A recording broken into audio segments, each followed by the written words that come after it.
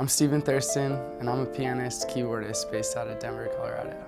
For me, music was more of like an extreme sport. I would do it and I would get a rush. It's hard to explain the feeling that you get when you're doing it, but I got hooked on it when I was maybe like 16 or so, and I just tried to play as much as I could after that.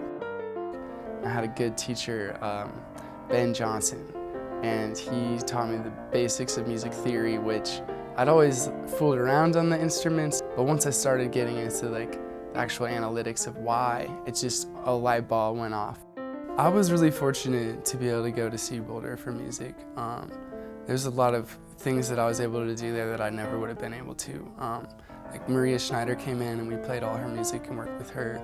And I also had a chance to play with Dave Liebman, which was pretty amazing. It was just like a circumstance, but when I was a junior and senior, there were no other piano players. I was like by default the most senior player there.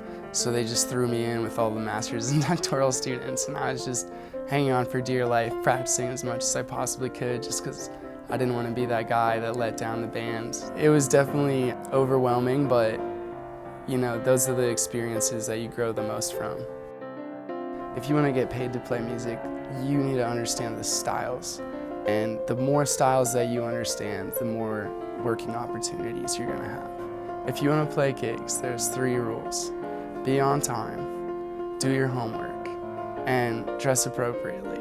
If you can do those 3 things, you'll be all right. It's just a matter of like, maybe for you to do your homework takes 15 hours, and for an experienced veteran, he can do it in 30 minutes, you know.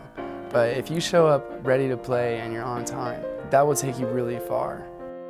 The jazz scene in Denver is definitely strong. It seems like from my limited traveling knowledge that Denver is really a hard bop town.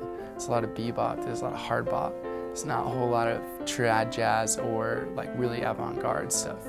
I feel like there's a school of the old guys that are all amazing, and then you've got like this crew of younger up-and-coming musicians. The old guys, you don't see them out so much, like at the jam sessions, whatnot, but the young guys are definitely out all the time playing. There's like a jam almost every day, it feels like, somewhere.